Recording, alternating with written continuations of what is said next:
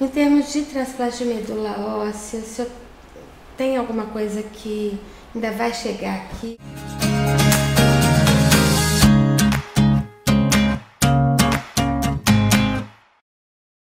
Oi, gente, tudo bem? Olha, não é todo dia que a gente entrevista um anjo, não é verdade? Mas esse aqui é um anjo de carne e osso. O médico Wanderson Rocha, ele é hematologista, chefe do setor de transplante de medula óssea do Sírio-Libanês, também é médico das clínicas de São Paulo, é diretor-presidente da Fundação ProSangue, além de professor titular de hematologia e chefe também do setor na Universidade de São Paulo, USP. Se vocês quiserem acompanhar o melhor médico do mundo na especialidade dele, isso é verdade, pode conferir aí no Google, tá? É só aqui no Chá com Leveza. Inscrevam-se aqui no canal, deixe seu like, compartilhem. Esse é importante compartilhar, sabe por quê? Ele vai trazer pra gente as últimas novidades em termos de tratamento da leucemia e as novidades nos transplantes de medula óssea, que são muitas, né, doutor Wanderson? Vamos tomar um chá. Obrigado. Só tomando um chá aqui, um chá de erva doce para ficar calma para entrevistar um anjo, gente, de verdade. Daqui a pouco eu vou. Uma honra. Deixa eu ver se tem asa. O apelido de anjo não é devido ao currículo dele, que já daria para chamá-lo de anjo. Esse médico, o tratamento dele com os pequenos pacientes dele é algo incomum. Não é todo dia que a gente vê um médico rolando no chão com a paciente, brincando e fazendo a dancinha o Ai Se Eu Te Pego, sabe com quem que ele dançou?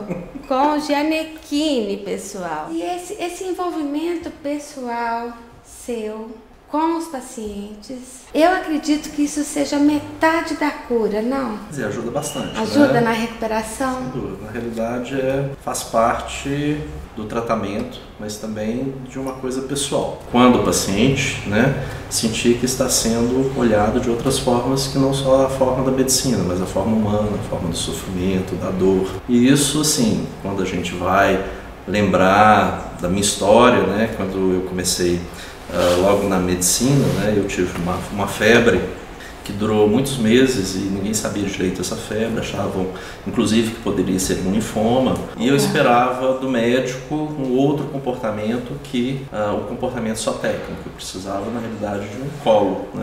Acho que isso me ajudou a participar e a também estar envolvido com os pacientes nessa luta, porque a hematologia é uma luta, Então, os pacientes vêm com doenças muito graves, ficam internados muitas semanas, meses, e logo, mesmo depois de tudo, a gente ainda continua vendo os pacientes. Então, você, claro, que tem um envolvimento emocional muito grande.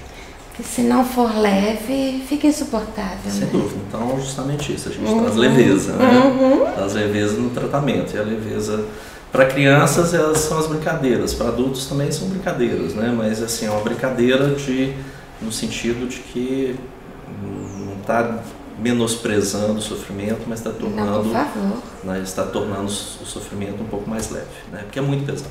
Sinal, o senhor esteve por mais de 20 anos na Europa. Eu fui para a França em 94 fazer residência em transplante de medula óssea, já que não tinha em Belo Horizonte. Meu objetivo era trazer alguma coisa para Belo Horizonte. Mas aí a vida vai nos levando em direções distintas, e eu fui trabalhar com a professora Eliane Gluckman, que é uma pioneira no transplante de medula na Europa, e que fez o primeiro transplante de sangue de cordão umbilical no mundo. E ela, então, eu gostava muito de pesquisa já, ela me convidou então para chefiar e para coordenar o Eurocord, que é o registro internacional europeu de bancos de sangue de cordão, e nessa época nós começamos a trabalhar juntos, e eu ainda trabalho com ela até hoje. Esse banco de sangue, o Eurocord, ele ajuda pacientes aqui no Brasil também? Pois é, na realidade, dentro do Eurocord surgiu uma sociedade de bancos de sangue de cordão. O Eurocord então passou a ser um registro de pacientes transplantados com sangue de cordão. Isso quer dizer o quê? Quer dizer que a gente faz pesquisas para saber quais são os melhores resultados do transplante e como que a gente pode melhorar os resultados, né? Então, o Eurocord, na realidade, é um registro de todos os transplantes de sangue de cordão feitos na Europa. De todo paciente que é transplantado, ele entra nesse registro com os dados e a gente faz pesquisa em cima desses dados. Mas há uma comunicação dos bancos de sangue no mundo? Pois é, isso a partir de 97, então, começou-se, 1997, começou-se a criar bancos de sangue de cordão em todo o mundo. Existe uma rede que liga não só os bancos de sangue de cordão, como também o registro de doadores de medula óssea voluntários. Mas mais recentemente apareceu uma outra técnica, né, que é chamada transplante haploidêntico, no qual mesmo o doador pode ser incompatível 50%. Né? E isso, então, para todo paciente atualmente a gente tem um doador. É claro que existe uma ordem de procura de doadores, primeiro na família, depois em registros de doadores, e o Brasil tem 4 milhões de possíveis candidatos, né? Que é o terceiro do mundo, e depois, se não tem um doador nesse registro, a gente faz um transplante mesmo com o pai, a mãe ou irmão que seja compatível 50%. E isso aumentou a chance dos pacientes? Aumentou muito. Horrores, muito, não é verdade? Muito, porque antes a gente não tinha doadores, atualmente sim, a gente tem doador para todo paciente. O é problema verdade. agora é o número de leitos para o transplante. Olha bem, sério? Sério, porque aí você aumenta a possibilidade de transplante em todos os pacientes, mas aí você não tem a quantidade de leitos suficientes para transplantar todos esses pacientes. O caso da menininha, da talassemia, que é um problema que nem deveria existir, não é esse que é do pezinho? Tem a talassemia, tem a anemia falciforme também, são anemias genéticas, né? Sim. E que realmente o transplante de medula óssea é a cura para esses tipos de anemia, porque são anemias que as crianças, né, depois adultos, vão viver com transfusões o resto da vida. Como é que foi isso, o senhor no chão do consultório, com a Lia? Não, na realidade, quer dizer, a Lia é uma criança muito esperta, muito ativa e assim, ela tem 2 anos e os pais, né, vieram me procurar porque eles já tinham tentado várias vezes fertilização in vitro, né? O que é isso? É para selecionar um embrião que seja um irmão, que seja compatível e que não tenha doença. Isso tem sido feito no Brasil e no Hospital Sírio-Libanês a gente fez o primeiro transplante já há alguns anos, do primeiro caso de embrião selecionado, né, para uma criança com talassemia. E com isso, então, a família veio já com várias tentativas, querendo uma outra opção. E felizmente nós encontramos um doador que era um doador muito mais compatível do que a gente esperava. Era um doador chamado 12 em 12. A gente quer geralmente umas 100% de compatibilidade, esse era 120% de compatibilidade. Então eu discuti bem com os pais. Não sendo da família. Não sendo da família. Inclusive, o doador é um doador brasileiro do Nordeste do Brasil. Que coisa. E que daqui a alguns meses, né, daqui a um ano e alguns meses, a família pode conhecê-lo. Aí correu tudo bem, então foi, na realidade, um transplante, o primeiro na América Latina, já na Europa, na Itália, por exemplo, tem muitos casos já, né, então, que são feitos. Então, eu junto com um grande amigo meu na Itália, nós fizemos o protocolo no Brasil e ela está super bem, né? E ela é muito divertida, ela é muito espontânea, né? E essa espontaneidade, quer dizer, ela pediu para eu deitar no chão, eu deitei, e ela subiu em cima de mim e foi aquela festa, né? Mas o primeiro transplante da América Latina tinha que se comemorar a contento, de verdade. Então essa tecnologia, graças a esse trabalho, está disponível para nós. Está disponível, é claro que, infelizmente, por enquanto, o SUS não libera um transplante de doador não aparentado, tanto para anemia falciforme quanto para talassemia. Porque existe todo um processo de liberação. Inclusive, o transplante de medula óssea para anemia falciforme ele só foi liberado para adulta, inclusive há poucos meses, né? Então, tem isso. Por favor, Ministério da Saúde, vamos acordar, porque vai salvar muita gente. Novidade, a maior novidade, além dessa que já está aqui, já tem uma Lia feliz da vida aqui no Brasil, em termos de transplante de medula óssea, o senhor tem alguma coisa que ainda vai chegar aqui? É claro que atualmente existem, o transplante de medula óssea está dentro do que a gente chama atualmente de terapia celular. Ok. O que é isso? O transplante de medula óssea não é um transplante de órgãos, é um transplante de células. Então a gente agora chama o transplante de medula óssea como parte da terapia celular. É claro, dentro dessa terapia celular existem novas tecnologias, novas terapias, inclusive o que a gente chama atualmente de células CAR. Essas células são células que foram aprovadas nos Estados Unidos no ano passado como medicamento. Então essas células, elas são células de pacientes com leucemia ou com linfoma.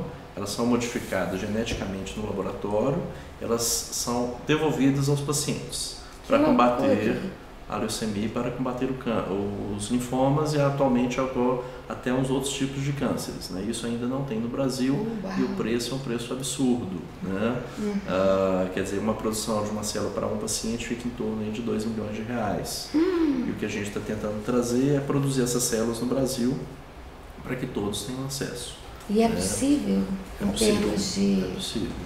Porém, precisamos de verbas, de pesquisa, para a gente poder desenvolver isso no Brasil. Precisávamos montar um grande centro de pesquisas médicas. E assim, o que é diferente do Brasil, do exterior? Porque mão de obra a gente tem. Sem dúvida.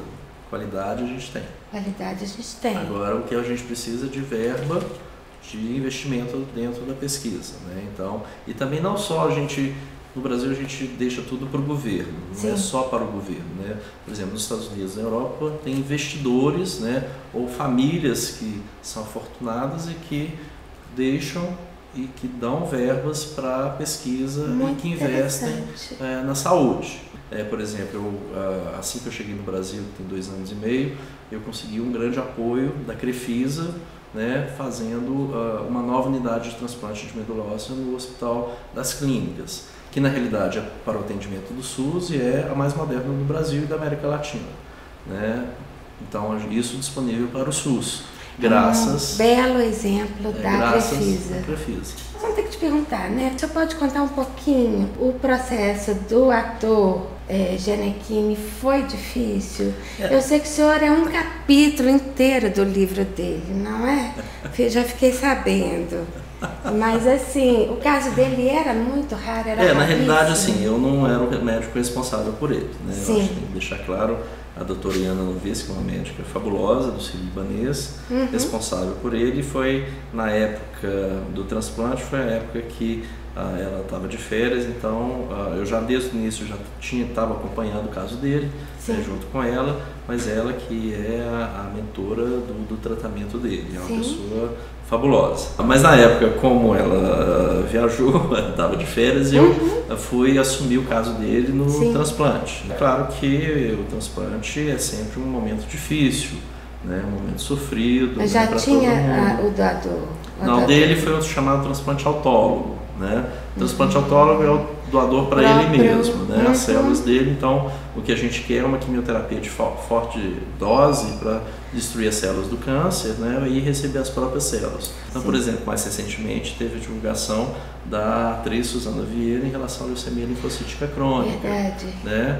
E o tipo de leucemia dela é o chamado crônico, que é uma leucemia mais arrastada e que às vezes nem precisa de tratamento. Então é só um acompanhamento, muitas vezes os pacientes assustam, mas como assim? Eu tenho uma leucemia e como eu não vou ser tratado?